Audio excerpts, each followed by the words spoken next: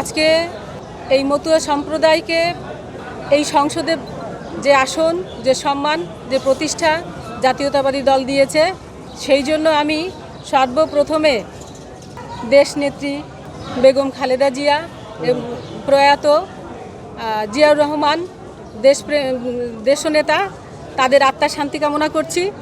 সাথে সাথে জাতীয়তাবাদী দলের মির্জা ফখরুল ইসলাম আলমগীর, একজন সৈনিক, লড়াকু সৈনিক মহাসচিব, এবং আমাদের যথাযোগ্য একেবারে উপযুক্ত প্রধানমন্ত্রী তারেক রহমান, তাদের আন্তরিক ধন্যবাদ জানাই।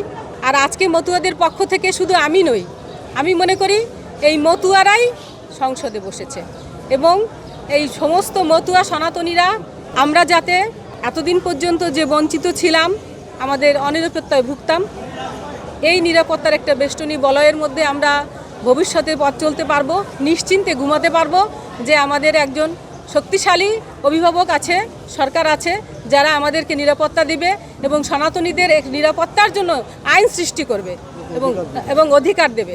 আমার এলাকায় সাম্প্রদায়িক দাঙ্গা খুব একটা হয় না।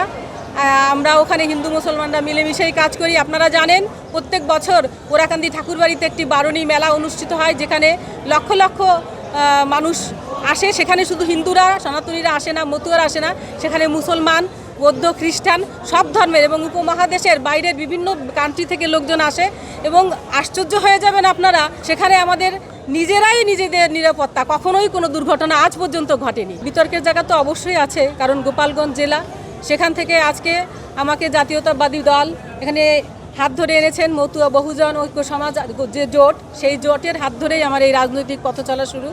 আর আমাদের সেই চিন্তন মননশীলতায় আমার সেক্রেটারি, আমার এই সভাপতি, তারপরে আমার যে সমস্ত কর্মীরা আছে, এদের যে অবদান আর আমাদের যে স্বীকৃতি জাতীয়তাবাদী দল দিয়েছে, এটা আমরা চিরকৃতজ্ঞতার সহিত সবসময় স্মরণ রাখব।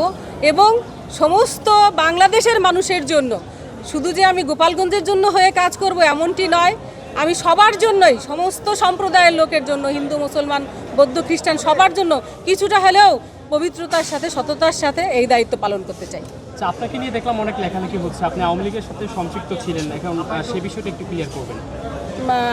এখন এই মুহূর্তে যে স্থানে আছি, এই পুণ্যভূমিতে দাঁড়িয়ে এই উত্তরটা আমি দিতে চাচ্ছি না।